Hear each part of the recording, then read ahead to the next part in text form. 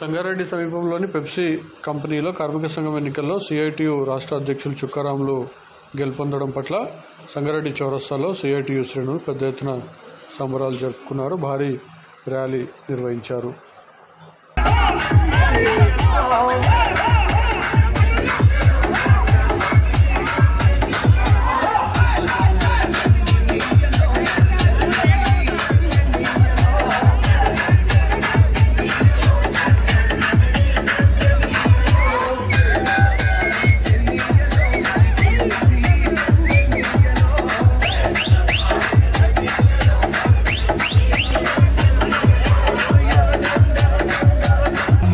అన్న